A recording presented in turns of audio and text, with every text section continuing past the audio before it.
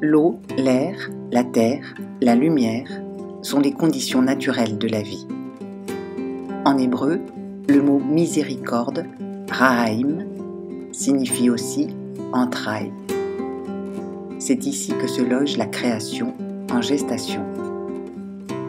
L'être humain naît, le jour se lève, la vie se découvre.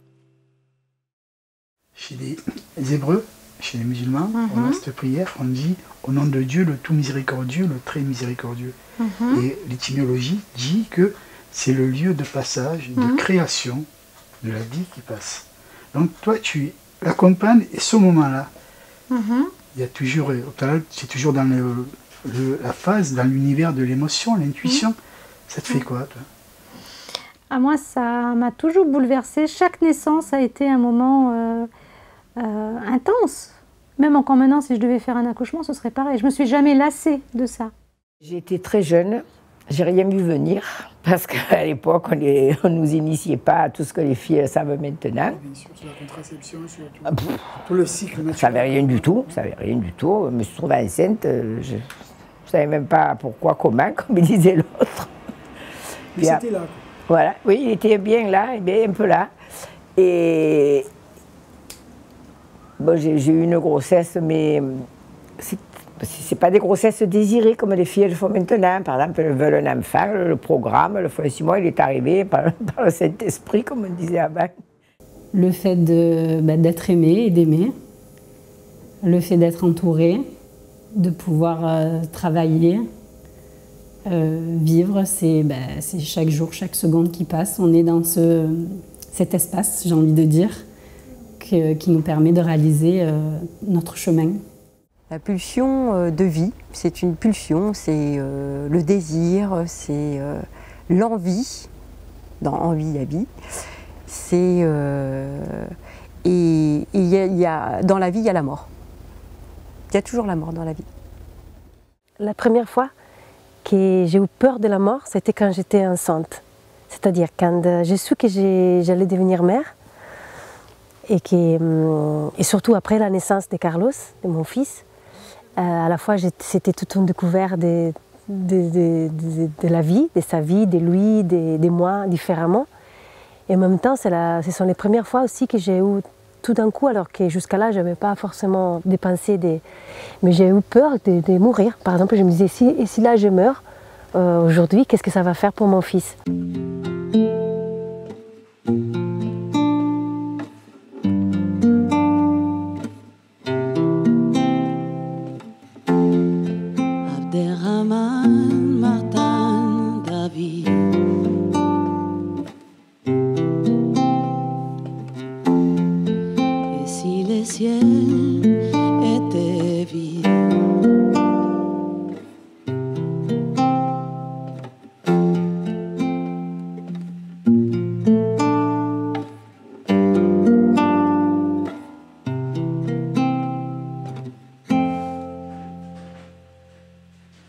Il y a de l'éros et du thanatos.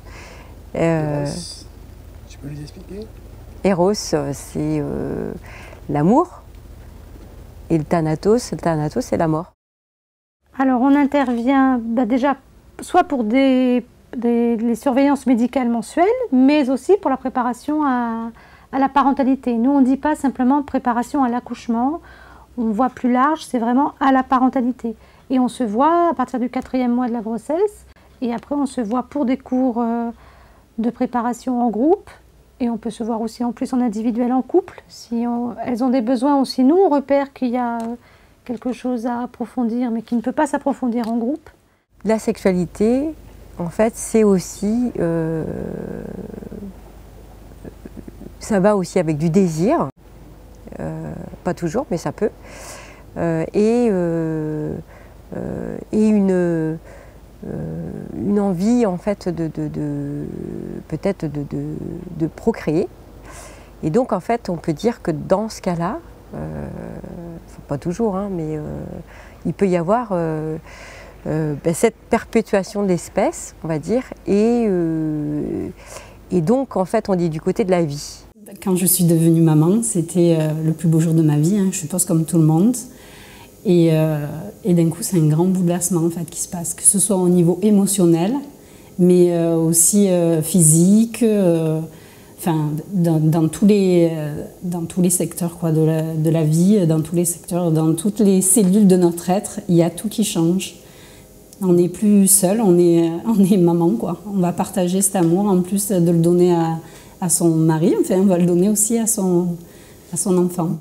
La pulsion de vie, en fait, chez l'enfant, elle se traduit sur cette envie, en fait, de jouer, de bouger. En étant enceinte, ça m'est rapporté aussi à mon histoire et à mon passé, à mon enfance, beaucoup plus qu'avant. Et après aussi, plein de choses que j'ai découvertes de moi, par rapport aussi à mes fragilités, mais aussi mon énergie. La grossesse, un accouchement, l'arrivée de ce nouveau-né, moi je trouve ça magique. Il y a un côté magique. Et puis cette émotion qui est unique. Unique. J'étais une gamine, je te dis, voilà, à 20 ans, je me suis retrouvée avec un enfant. Donc voilà, ça m'a toujours, depuis toujours, mais même depuis toute petite, je ne sais pas pourquoi, quand j'ai vu mes tantes enceintes et tout, moi je trouvais ça extraordinaire de voir ces ventres. Et parce que je l'ai eu, je te dis, dans des conditions que c'était pas trop normal. Je te dis, j'habitais avec ma mère, on avait qu'un appartement, on vivait tous ensemble, il y avait le magasin, il y avait le grand-père, la grand-mère, enfin on était toute une... Votre époux, il vivait avec vous? Ah oui, mon mari était avec moi. Moi je pense que le jour où je suis devenue maman, j'étais plus la fille d'eux, mais j'étais la mère d'eux. C'est fou de dire ça. Pourtant, je suis toujours la fille de ma mère, mais je ne le vis pas de la même manière. C'est-à-dire que j'ai l'impression d'être plus adulte, plus mature, d'avoir plus de responsabilités. Quand on est la fille d'eux, on se laisse porter. On se laisse porter par ses parents. On se sent en sécurité par ses parents.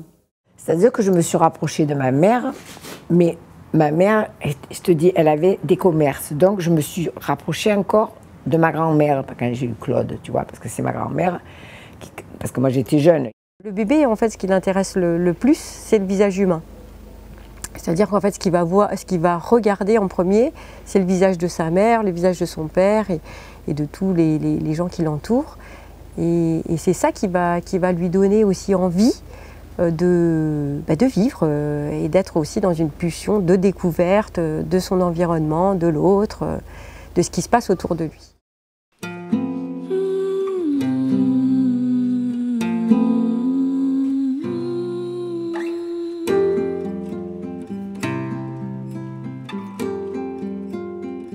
La mort, c'est une rupture définitive dans la cohérence des processus vitaux de l'organisme. La pulsion vitale s'en est allée, tout s'arrête, le mouvement, la vie, il ne reste que le silence.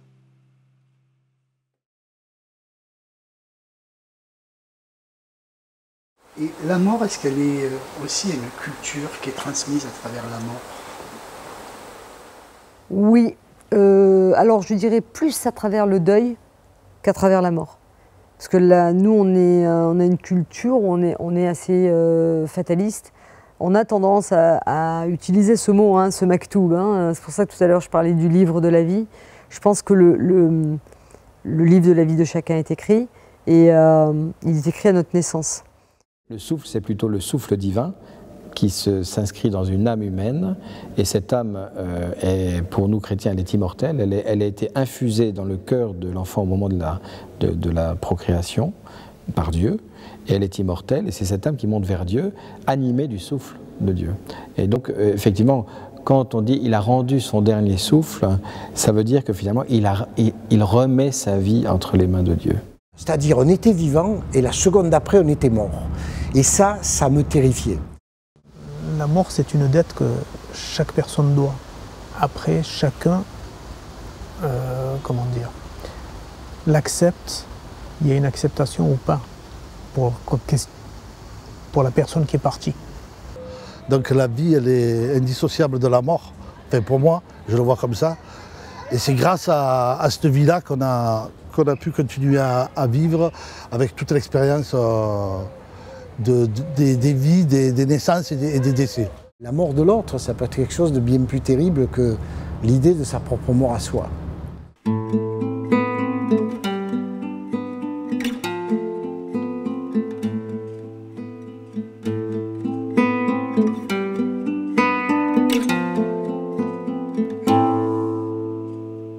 première expérience et le premier souvenir que j'ai, c'est la mort de mon père, que j'ai perdu très jeune.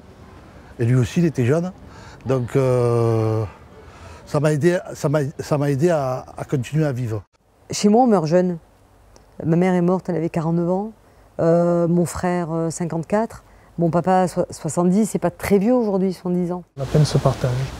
C'est toujours triste et douloureux de savoir qu'il y a des enfants qui partent. Donc on se met à la place des parents. On a une empathie. On est vraiment triste. Chez nous, annoncer un mort comme ça, c'est pas mal, parce qu'à 6 heures, si le téléphone sonne, c'est forcément pour un mort. Donc déjà, il y a une explication de texte avant même qu'on ait commencé de parler. Quand quelqu'un souffre, on peut être à côté de lui, lui prendre la main, comme dit le pape François, il dit, une fois moi qui ai beaucoup souffert, à un moment donné avec les malades, maintenant je prends la main, je dis le moins de choses possible. La mort, c'est vraiment quelque chose à quoi on n'a pas affaire. Et c'est peut-être ça qui la rend si terrifiante. On n'a affaire à rien. Ça a été un gros choc. Parce que, bon, déjà, il y a l'âge. Je n'avais pas conscience de ce que signifiait la perte de quelqu'un. On a toujours l'impression que les gens, ils sont autour de soi, qu'ils vont toujours être là. Et puis, d'un coup, ils n'y sont plus. Bon, ça ne veut pas dire... Et surtout à la mort de mon frère, j'ai trouvé ça vraiment très injuste. Et j'étais un peu en colère contre Dieu. Et je me disais, mais c'est quand même pas possible. Moi, je vois des abrutis, ils sont méchants, ils font le mal autour d'eux. Non, c'est vrai. Et on se dit, mince, voilà, et lui, il est super gentil et il meurt. Et c'est pas juste. Et je discutais avec le rabbin, et le rabbin me dit, il faut du courage, etc. Et je lui dis, mais Rabbi, moi, je vais perdre la foi. Je pense que la souffrance, l'épreuve, d'abord nous ramène à notre fragilité, à notre finitude, et elle doit être vécue pour ceux qui accompagnent avec une grande humilité. Est-ce qu'on est armé pareil? Ouais, je sais pas. Je sais pas du tout. Il y en a qui sont un peu plus forts que d'autres. Enfin, fort, c'est un grand mot parce que là, voilà. On a tendance à cacher sa douleur, mais la douleur est toujours là. On a l'impression que nos parents n'ont jamais été jeunes. C'est vrai. Quelquefois, on dit, mais tu me comprends pas. Combien de fois j'ai dû dire à mon père, de toute façon, tu comprends pas. Ou dire à ma mère, mais tu comprends rien. Et après, quand on est en première ligne, on se dit, mais ça, je me rappelle. Il me disait ça, mais il avait raison, à part que j'ai mis 20 ans à comprendre qu'il avait raison. Et justement, c'est là que je vois l'héritage. Quand tu parles d'héritage, c'est là que je vois que mon fils, il s'est imprégné de tous les décès qu'il a vécu en France, des grands-pères qu'il a perdus, des grands-mères, des oncles, des tantes. Il s'est imprégné de ça pour faire son héritage, quoi. Voilà. Et je pense qu'il fera la même chose à ses enfants, quoi. C'est-à-dire à mes petits-enfants. Et je pense que ça se transmet. C'est un héritage qu'on a systématiquement. Je ne pense pas qu'au plus on avance, au plus on manque de temps. Il y a un proverbe, je crois, je sais pas, il vient d'Orient, en tout cas il est très puissant. On a 2 vies, la deuxième commence quand on comprend qu'on n'en a qu'une. Et à quel moment on comprend qu'on n'en a qu'une? Eh bien justement, quand on comprend qu'il y a quelque chose d'irréversible.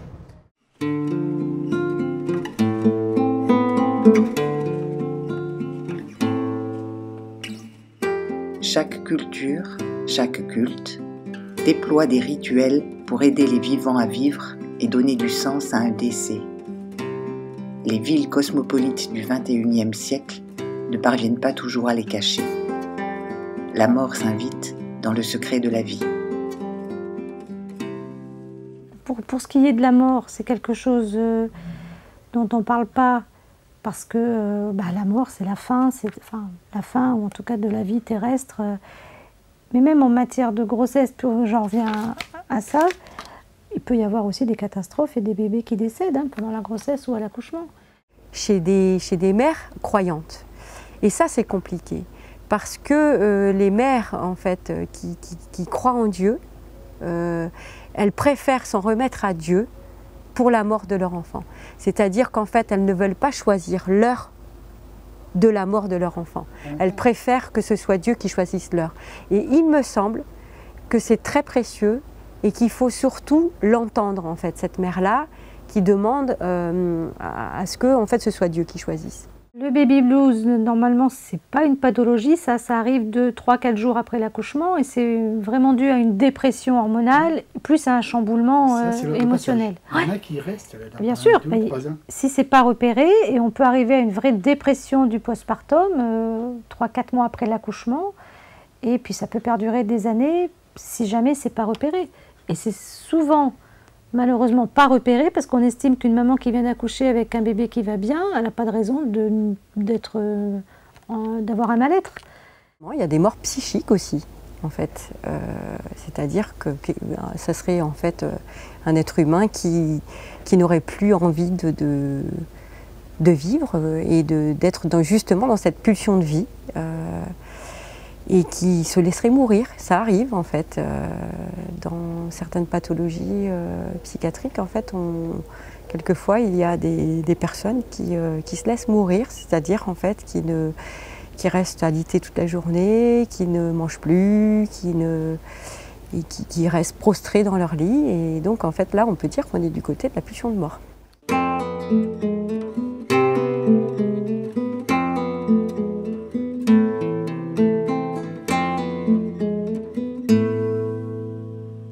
Je suis anthropologue. Avant, j'ai travaillé beaucoup à l'université. Et là, de plus en plus, je développe des projets d'anthropologie appliquée. J'ai 44 ans, je suis infirmière. J'ai travaillé dans un service de soins palliatifs pendant plusieurs années. Et aujourd'hui, je t'accueille dans ma maison. Donc, j'habite à Saint-Henri. Moi, depuis que je suis petite, par exemple, j'ai vu des corps morts. Parce que quand il y a mourait la grand-mère ou les grands-pères, ils restaient dans les lits et tu les voyais. Du coup, même des petites, les veillaient. Ouais. Et tout est construit aussi avec... Du coup, cette présence de la mort, depuis petite, que tu les vois. Moi, je me souviens encore les pieds de mon grand-père qui était mort. J'étais tout le temps là, et je les regardais. Et c'était une présence, donc c'est partie de la vie. Pour moi, même un lieu de fin de vie, c'est un lieu avant tout de vie, en fait. Et je pense que c'est ce qu'ils appréciaient beaucoup, les patients que j'avais. C'est que quand je rentrais dans leur chambre, déjà, j'avais toujours le sourire aux lèvres. Et la deuxième chose, c'est que je continuais à parler de la vie.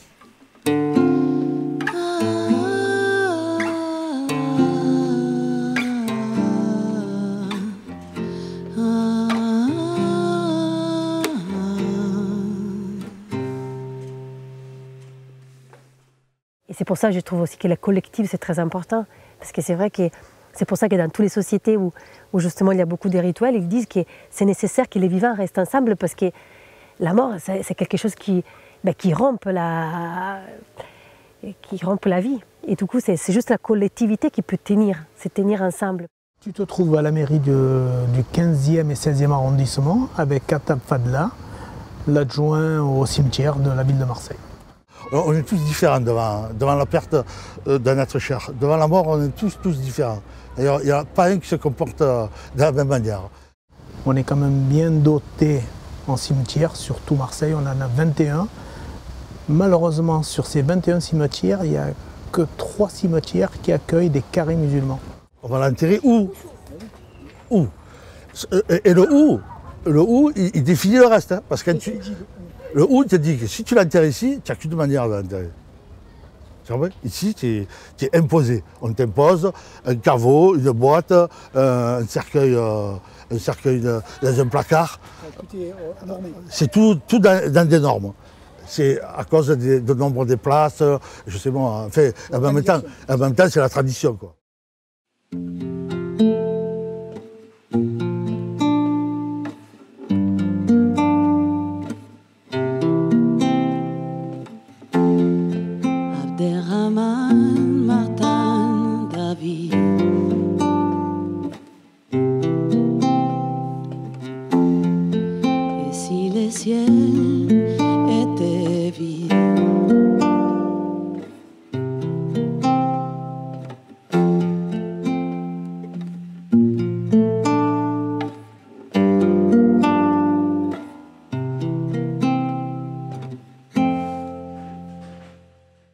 Sur Sur les Vaudrans, il devait y avoir 400 places dans les carrés musulmans. Précision, le Vaudran, c'est quoi? Les Vaudrans, c'est le cimetière qui se trouve à la Valentine. Donc dans ce carré-là, il y avait à peu près 400 places. À côté, vous avez la communauté juive. Eux, ils ont pratiquement, bon, ils sont installés depuis une centaine d'années sur Marseille.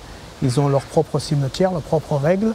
L'enterrement est très rapide chez nous. Quelqu'un meurt, si on peut l'enterrer dans la journée, c'est top, on le fait. Hein. Nous, on dit, et c'est là où on dit toujours entre nous, et les copains, là, il faut faire marcher le téléphone arabe. Hein. Il est mort, rendez-vous au cimetière dans 2 heures. Mais c'est comme ça que ça marche.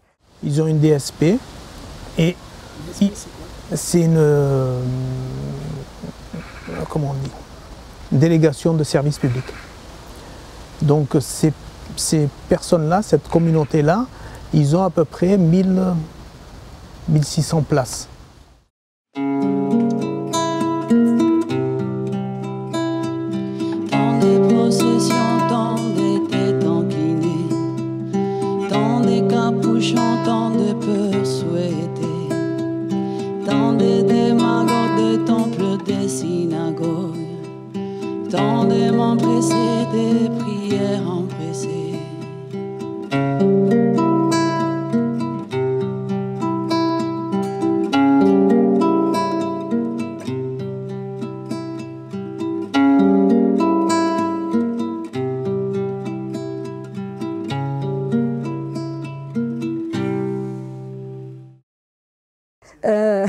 Mais moi, quand mon père est mort, il est mort le matin, à 16 h il était enterré. Hein. Donc on veut pas, on dit après que le corps c'est pas bien s'il passe à la morgue. D'ailleurs, la plupart du temps, les veillées elles se font ou dans une synagogue ou dans la maison du mort. Par contre, quand tu ramènes dans le pays d'origine, en général ou en Algérie ou au Maroc ou en Tunisie, c'est dans la terre. Et c'est dans un linceul. De pouvoir trouver de quoi enterrer dignement justement toutes les personnes qui, sans avoir besoin de Pierre-Paul Jacques pour avoir un emplacement. C'est que chacun trouve sa place. Et ma mère, elle meurt après l'opération, je ne s'est plus réveillée. Alors là, je me retrouve encore devant un grand mur. Il faut adapter son discours, mais il faut surtout célébrer ce moment. Pour aider les gens à faire le deuil. C'est une des étapes du deuil, il y en a plusieurs. Un processus. Oui, c'est un long processus, mais en tout cas, il y a quelque chose de sacré dans la vie et dans la mort. Il y a eu l'église, on a ramené le corps à la maison. Je suis revenue dans l'ambulance avec ma mère morte. On est arrivé à la maison. Tu étais là? J'étais avec elle. Ouais. Enfin, on m'a appelé après parce que je ne l'ai pas vue avant, parce que bon, on ne savait pas qu'elle allait mourir de l'opération. La mort, c'est difficile de lâcher, parce qu'on veut tout maîtriser, et là, la mort, on ne la maîtrise pas. Par contre, la chose qui revient souvent, c'est que le 3/4 des gens qui sont en fin de vie, qu'ils savent qu'ils vont mourir, ils ne veulent pas mourir. Même qu'ils savent qu'ils ont une maladie incurable, c'est difficile en fait de faire face à la mort, parce que ça fait toujours peur de ne pas savoir où on va. C'est l'inconnu et c'est super stressant.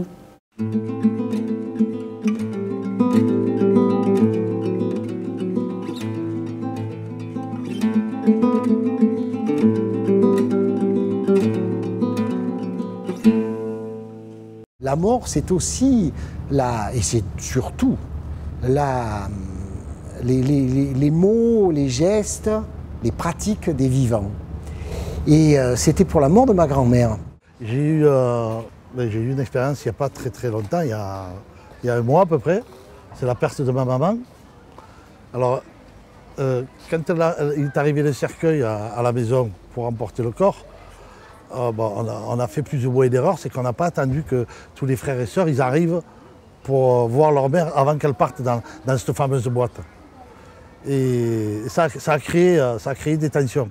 Avec ma mère, on arrive et là je vois ma tante qui sort de la maison, au 1er étage, petite maisonnette dans un jardin, qui commence à descendre l'escalier puis qui remonte en courant, un petit peu comme les acteurs viendraient saluer puis repartent dans les coulisses, et puis reviennent, etc. Puis au bout d'un moment, elle ressort. C'est un jeu de rôle qui se fait. Quasiment, mais sauf qu'elle était jouée par le rôle. C'est pas elle qui le jouait. On va la mettre dans la boîte, ça y est, on va plus la voir. Que si elle serait restée sur le lit, on l'aurait vue, on l'aurait considérée comme si elle était parmi nous encore, tu vois. Alors que c'est matériel, quoi. Prolonger les derniers moments, quoi. Voilà, prolonger les derniers moments, quoi. C'est pour ça qu'ils voulaient tous venir avant qu'elle parte dans la fameuse boîte. Allô, il est mort, il faut venir. Donc on vient, on enterre la personne. Enfin, si c'est une nuit, on le veille, bien sûr, avec beaucoup de cantiques, de prières pour accompagner son repos. Alors c'est très sommaire, hein, c'est pas... Voilà.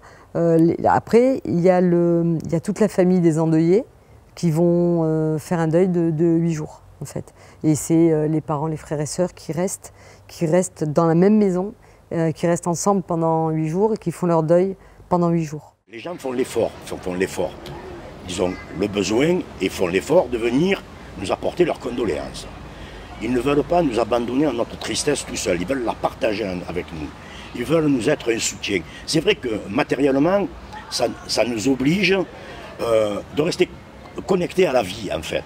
Parce qu'on essaye de garder d'un côté le fait de la perte de quelqu'un de cher, mais de notre côté, on reste collé à la vie. C'est-à-dire la vie va continuer. J'ai passé mon temps à observer les réactions des autres pour, sans que ce projet ait jamais été conscient, pour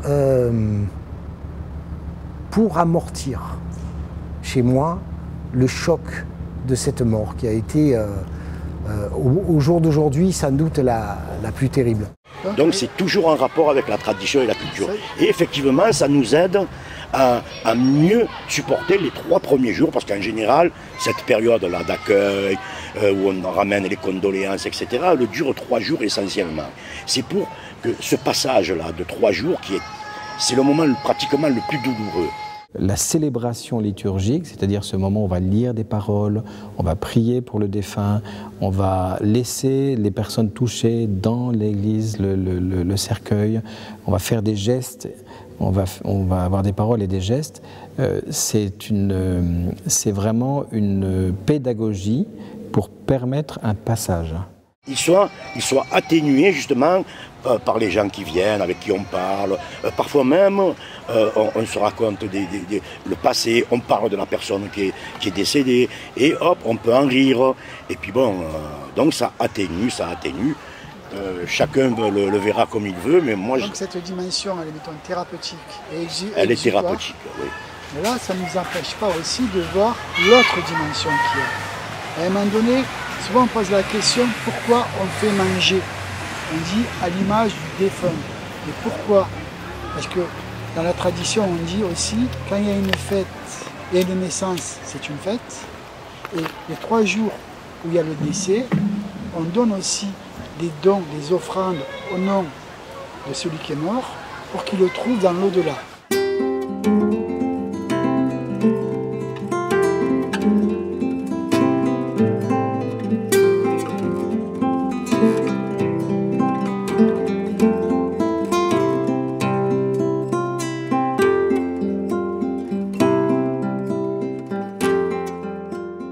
La dimension physique se connecte à la métaphysique. Les croyances et les rituels relient les domaines du visible et de l'invisible, construisant l'au-delà en tant qu'autre réel.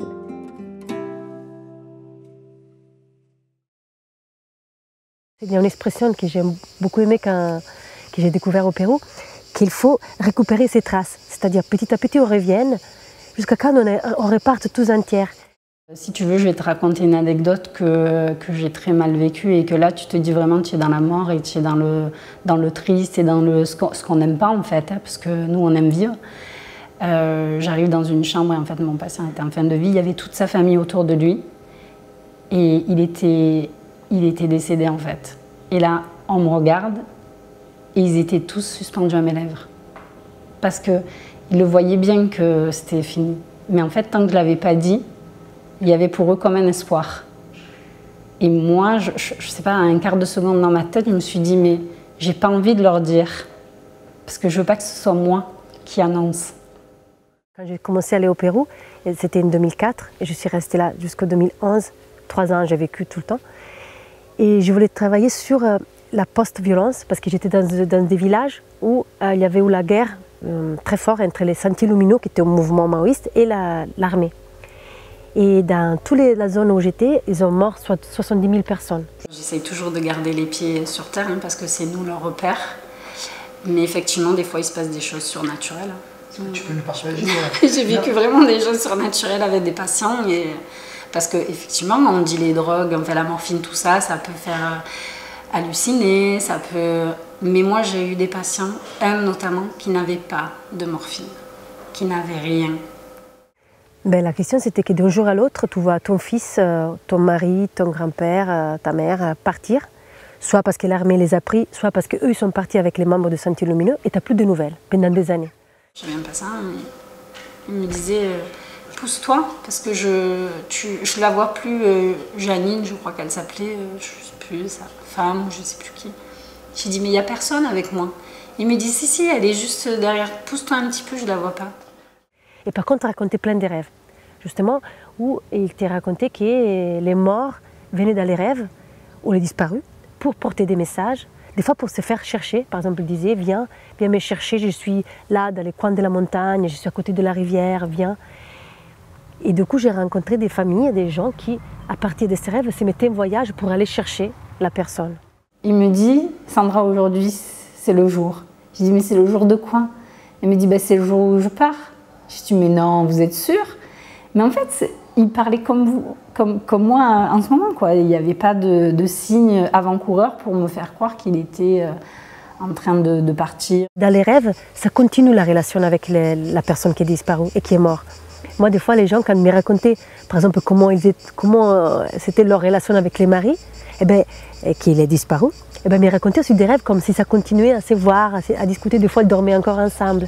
Donc, c'est comme si les rêves permettent de continuer en relation avec les disparus. Et en fait, là, il me dit, voilà, il faut y aller, il faut me faire partir, quoi. Et là, je dis, mais je peux pas, on ne fait pas ça en France, c'est pas possible. Et donc, on l'a accompagné toute la journée et il est décédé le soir, en fait, dans la nuit. Et ça, pour moi, c'est surnaturel.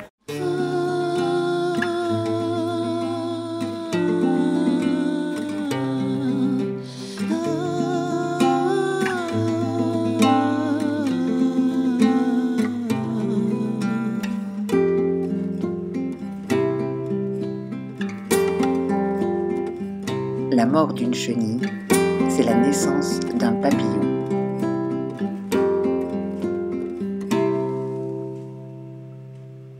Moi, j'ai accompagné ma mère, qui était malade d'un cancer. Hein. La douleur est différente. Et quand la personne meurt,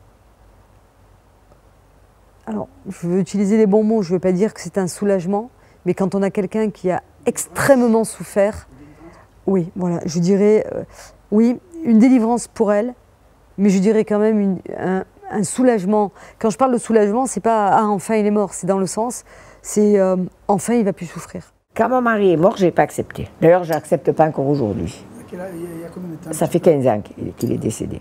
Et on se dit, mais c'est pas beau, je suis en train de dire que j'espère qu'il va mourir dans pas longtemps. Et c'est exactement. Et là, on a ce sentiment-là de dire, mais non, il faut garder l'espoir, parce que peut-être que demain, il va y avoir, on croit au miracle. Hein. Puis il y avait trop des choses ici qui me rappelaient, même les voitures. Il avait acheté une voiture juste avant de mourir. C'est pareil, cette voiture. Il a fallu la vendre de suite. Je ne pouvais pas l'avoir dans le garage. J'aurais mis le feu à cette voiture. À partir du moment où on commence à plus y croire et à dire non, là, il faut que ça s'arrête, ben on a cette culpabilité de dire ouais, je suis en train d'attendre qu'il meure, quoi. Et ça, je trouve que c'est très compliqué à vivre. Je suis tous les jours au cimetière. C'est quoi ton rituel quand tu vas là-bas? Je vais là-bas, je fais ma petite prière, puis je raconte mes histoires. Et au début, quand j'y allais, je l'engueulais. Je lui disais, tu es parti, tu m'as laissé dans la merde, tu m'as laissé tomber. Je lui en voulais, voilà, je lui en voulais. C'est comme si tu avais fait cocu. Ouais, pire. Je lui en voulais de m'avoir laissé seule, voilà. Quelquefois, on dit, il est sympa, il est mort avant Shabbat. Non, mais c'est idiot, hein, mais... non, mais... Ah non, c'est une catastrophe, il ne faut pas qu'il meure, avant Shabbat. Tout cet amour qui était vécu avec ce défunt, ça ne peut pas partir comme ça. Et moi, c'est ce que je leur dis. Je leur dis, l'amour traverse la mort. Il est plus fort que la mort, l'amour. C'est pas simplement des mots, un sentiment, c'est vraiment une réalité. Comme Shabbat, on ne travaille pas, il n'y a aucun service funéraire. Donc ça veut dire que s'il meurt à 16h, un vendredi, il ne pourra pas être enterré avant le dimanche. Donc ça, c'est pas bien. Alors que s'il meurt le matin, il est mort avant Shabbat, on a juste le temps de le faire enterrer avant Shabbat. Les enfants, ils ont un rôle très important dans ce cas de figure. Parce que bon, effectivement, la personne, elle s'en va, il y a un petit temps qui se passe. Avec cette personne, on avait certaines habitudes. Je n'ai pas attendu d'avoir cette délégation pour savoir s'il y avait une porte qui était derrière. Oui, il y a une porte. C'est par rapport à mes croyances, par rapport à ma religion. Oui, je sais.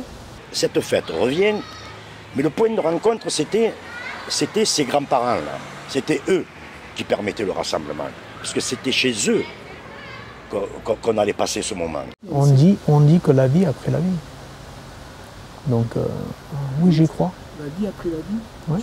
C'est quoi cette formule? Ben, la vie, il y a la vie terrestre et il y a la vie après céleste. Donc, oui, on y croit. Oui, il y a une continuité. Il y a une continuité. C'est ma croyance, oui. C'est ma croyance, oui. On ne peut pas remplacer celui qui est parti, mais d'essayer de jouer ce rôle. Et à un moment donné, ce sont les enfants qui viennent et qui te rappellent à l'ordre. Et ils te disent, oh, comment, oh. C'est l'Aïd. C'est l'Aïd, qu'est-ce qu'il y a? Il n'y a pas les gâteaux. Oh, on ne se réveille pas bonne heure, on ne met pas la musique, et on ne fait pas le couscous, on ne se rassemble pas. Et là, tu te reçois une gifle en pleine figure. Est-ce que ça se cultive, l'après-mort se cultive dans cette âme chère que vous écoutez? Oui, quand on dit cadeau, c'est plutôt des sadakas. Oui, c'est un don, voilà. C'est plus ça qu'un cadeau physique, je veux dire. C'est pas... Sadaka, c'est une offrande au nom du défunt.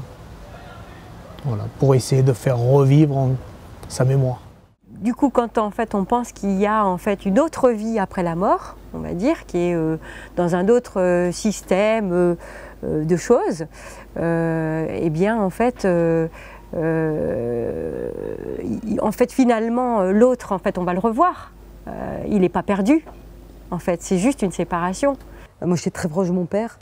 Quand j'ai fait le projet ici avec mon associé, je me suis dit, mais qu'est-ce qu'il aurait fait mon père? Quand on se posait des questions un peu compliquées, je me suis dit, mais qu'est-ce qu'il aurait fait mon père? C'est un traitement symbolique en fait de la mort, de la vie et de la mort des djinns, bien sûr. Le 7 entre deux surtout. Oui, le 7 entre deux, c'est un traitement symbolique pour moi en fait. On a dit, on est toujours en 7 entre deux oui. aussi. Oui. Donc... C'est les fantômes chez nous. Oui, c'est les fantômes. Mais ça peut m'arriver, je pose la question, je dis, mais qu'est-ce que tu aurais fait toi?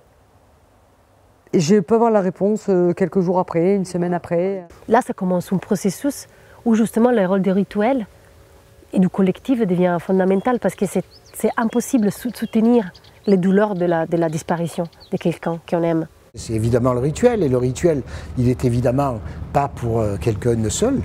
Évidemment, on est tous là, on est tous ensemble. C'est bien la messe pour la mort de ma grand-mère. Au Pérou, c'est très fort parce qu'il y a vraiment des rituels qui sont partagés dans toute la communauté. Après 5 jours, on doit laver les habits du mort, on doit les préparer son repas préféré. Donc il y a vraiment des rituels codés. Et c'est vrai, il y a cette mise en scène sans laquelle il n'y a rien d'humain. Tout a un visage pour les humains. L'amour a un visage, la mort a un visage. De ce point de vue-là, tout doit être envisagé. Ils meurent tous du cancer. Quand je me suis retrouvée en service d'oncologie, soins palliatifs, cancéro, c'est pas par un hasard. C'est quelque chose à gratter. On est d'accord qu'on ne se retrouve pas dans un service comme ça. Comme je dis à toutes mes collègues, on a tous quelque chose au fond de nous. La perte des gens est importante, sans doute, dans l'amour ou dans la mort, nous fait comprendre justement que c'était important. Voilà, c'est le chemin de la vie qui m'a menée là. Parce que je ne me serais pas dit toute seule que j'allais aller travailler dans un tel service. Donc le chemin de la vie de ta grand-mère et sa mort t'a permis aussi de construire ton chemin dans cette vie. C'est ça. Les gens qui soient noirs, blancs, jaunes, verts, riches, pauvres, tout ce que tu veux, quand ils se retrouvent devant la mort, en fait, c'est le seul moment où on est égaux. Et là, quand on se retrouve devant la mort, on se dit, putain, je suis content qu'on est égaux devant cette faucheuse-là. Sans doute faut-il avoir perdu quelque chose pour le comprendre. C'est pas pour... Je me demande si c'est pas Lamartine, ça, le bonheur se reconnaît au bruit qu'il fait en claquant la porte. C'est les phrases favorites des graveurs de tombes, ça. On ne peut rien contre la mort, mais pour la vie, on peut faire quelque chose. On a un rôle.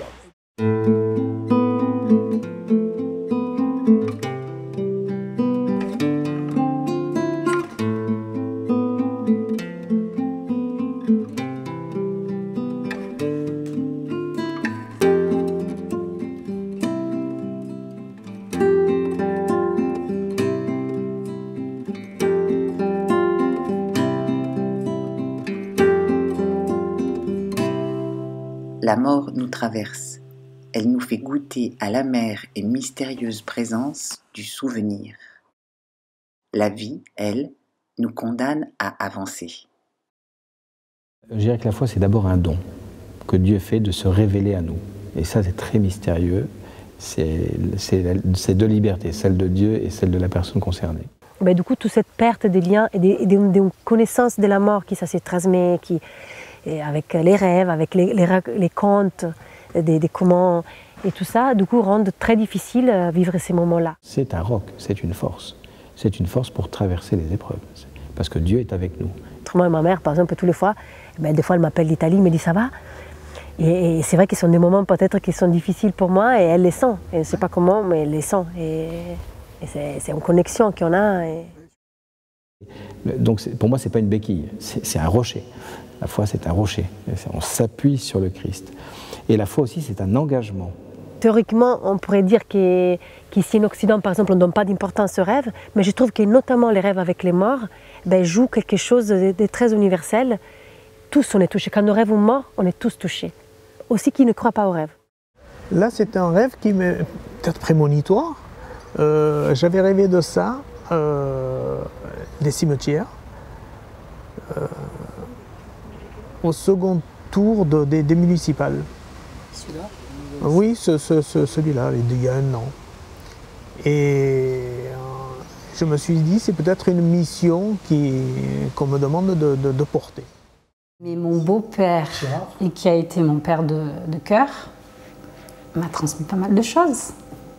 Et c'est vrai ce que tu dis, qu'on a tendance à garder ce qui est intuitif beaucoup plus que ce qui est génétique en fait.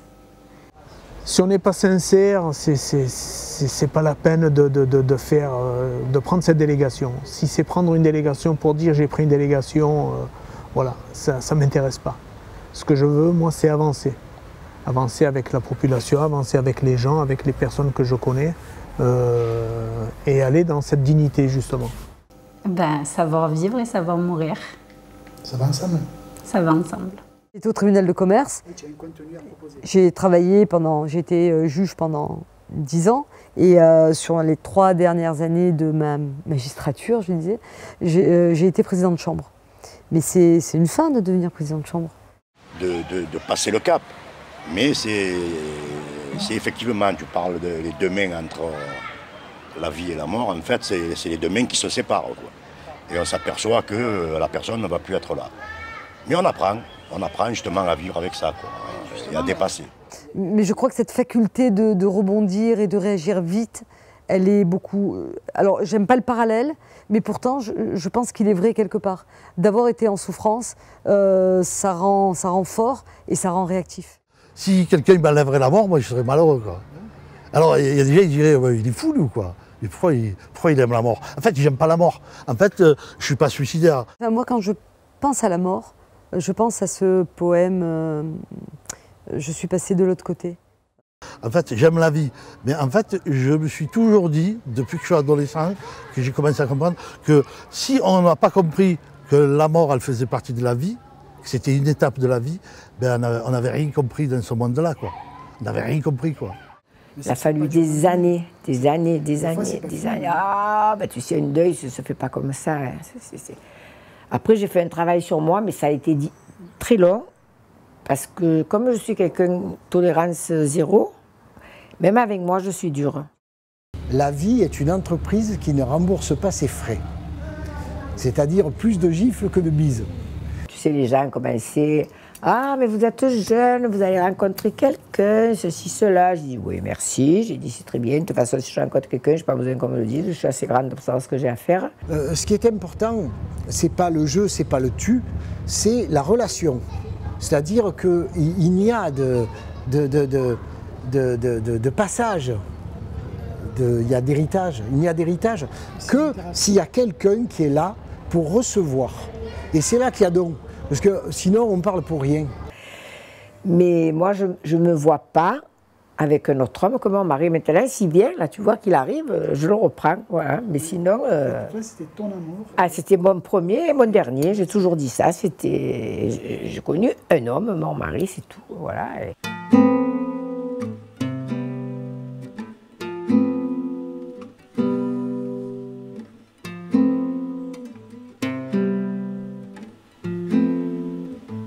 Du premier au dernier souffle, la vie et la mort s'enlacent étroitement. La nefs, la respiration, la dernière respiration. La première. Et la première aussi à la naissance. Donc il y a le cri de joie. Ouais, tu vois comme c'est lié, la naissance et la mort. Chez les anciens, on disait, tiens, quand le bébé sortait, Oui. il pleurait, on dit, tiens, c'est le cri des anges. Oui, sauf qu'il n'est pas obligé de pleurer, ce bébé. Et il y en a plein de bébés qui ne pleurent pas. Un enfant qui est bien, c'est pas forcément un enfant qui est calme. En fait, au contraire, moins en fait ils vont chercher l'autre, plus ils sont calmes et plus c'est inquiétant. Et là, il faut s'inquiéter d'un bébé qui réclamerait pas ni son biberon, ni qu'on s'occupe de lui. Alors, on va plutôt être dans la respiration. Voilà, son premier souffle. Son premier souffle, son premier voilà. Je ne voulais pas rentrer par dessus. Voilà.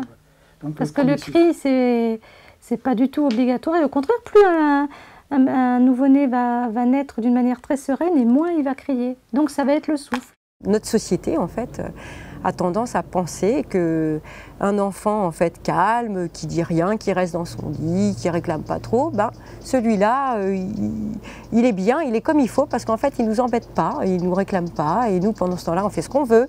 Puis quand j'ai travaillé, peut-être 4000. 4000 bébés, ah oui. Oui, ça ferait presque la cité de la Castellane, quoi. oui, pas loin. Est-ce que toi, déjà, tu es confronté à des interrogations sur toi-même? Bien sûr, comme tout le monde, en fait. Bien sûr. Moi aussi, je ne sais pas ce qu'il y a après la mort. Je suis comme les autres. De toute façon, quand on dit qu'on est de passage, oui, on est de passage sur Terre. Puis moi, je peux pas imaginer qu'une personne... Quand elle meurt, ça soit la fin, c'est la fin, oui, de la peau, une fin organique. Le secret de la vie, c'est la mort. Oui, le secret de la vie, c'est la mort. D'Angélus, digne qui résonne. Et si en plus, digne, il n'y a personne. D'Angélus, digne qui résonne. Et si en plus, digne, il n'y a personne.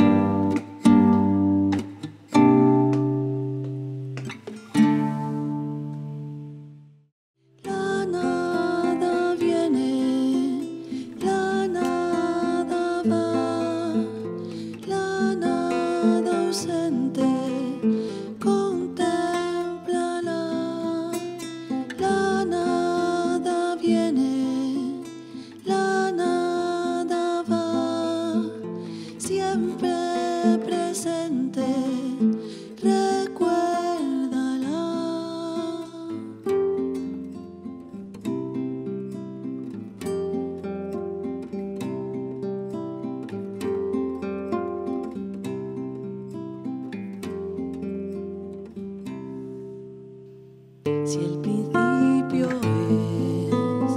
es solo el final de una larga historia que empieza a acabar, si el final es solo algo más, descansa tranquilo, nos veremos allá.